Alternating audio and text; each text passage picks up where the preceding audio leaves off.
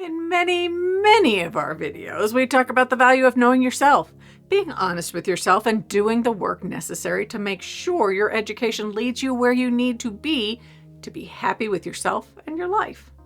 In today's educational and employment climates, it is not only important that you know a good deal about yourself and what you want to do with your life, but also that you are flexible.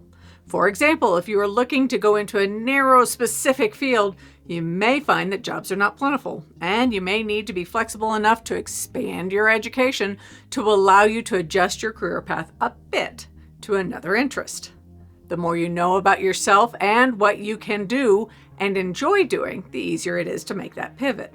So how do you make sure you have a strong enough understanding of who you are and how well you can adapt as your education and career progress while also moving toward your future with a plan? Hi, I'm Margaret Meek, and this is Get to Know Yourself.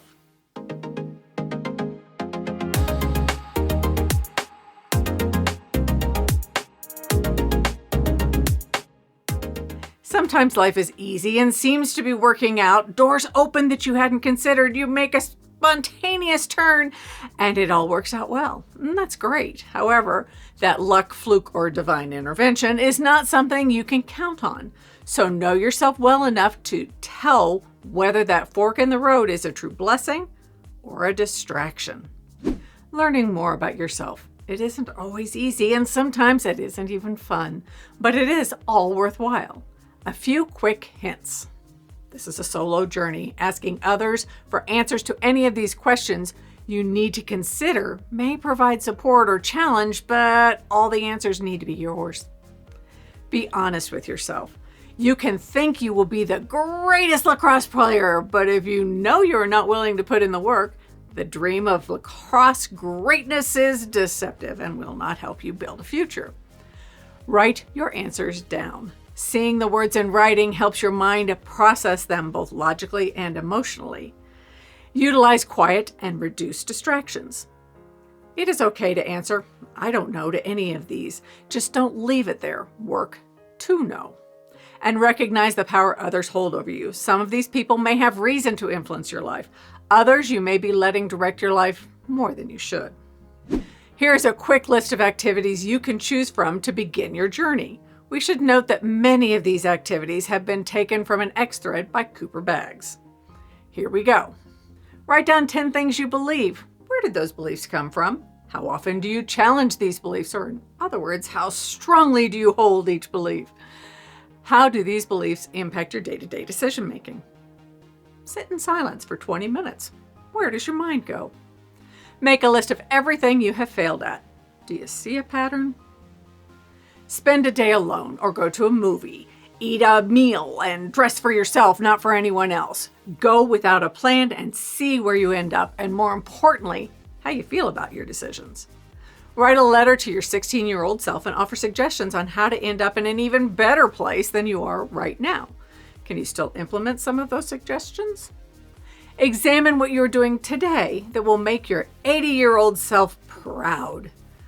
Recognize the things in life that cause you fear. Why do these things bother you? How can you control those fears or overcome them? Make a list of the things you have forgiven yourself for, whether they are attitudes, actions, or thoughts. What are the things you haven't forgiven yourself for? Why not? How have these choices affected your life? Set boundaries for yourself. What will you allow yourself not to do? Which people will you distance yourself from? What about your past seems to come up most often in your day-to-day life? How does that memory or experience color who you are today? If the impact is not positive or growth-inducing, you may need to find ways to exclude those experiences from your decision-making processes moving forward. Alternately, how do you mitigate those experiences as you plan for your future? What is the one thing you are doing now that you wish you had said no to? How can you say no in the future? Read anything and everything, whether drawn to it or not. Read the words, feel your reaction, and analyze why you feel that way. Listen to your body. Are you treating it well or as well as you can? Sleep, nutrition, time in the great outdoors, and mental breaks all need to be planned. How are you doing that? What are you grateful for in your life? How are these positive things affecting you? How can you build on that positivity to bring more good into your future? Go a whole week without complaining. What is the one complaint you most often wish you could make? And why does that action bother you so much? Now that you know something about who you are, let's talk about what you want to do and what you're good at. Where can you go beyond being happy and meeting the challenges that life, education, and your career will present? For this exercise, take out a blank piece of paper or open a fresh screen on your device.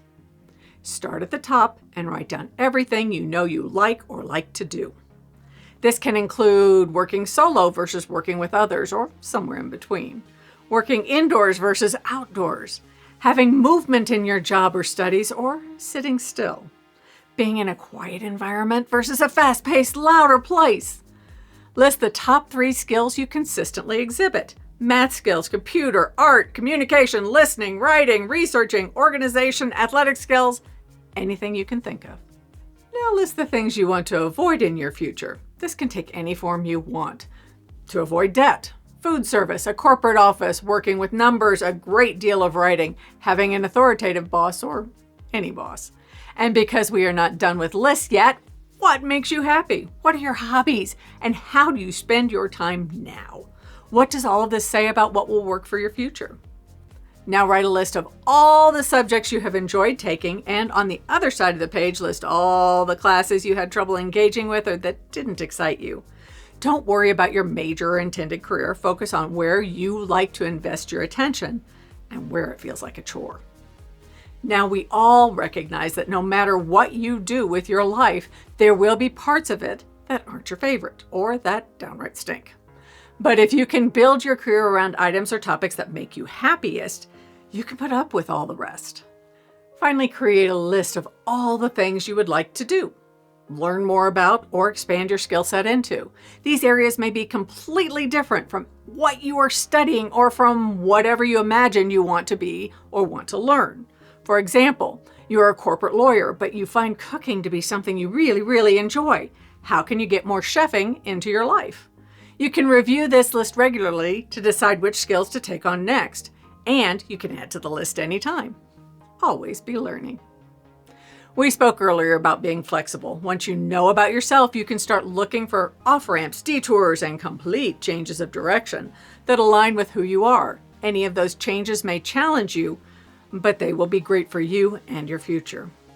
One last assignment. Go back over this information on a regular basis.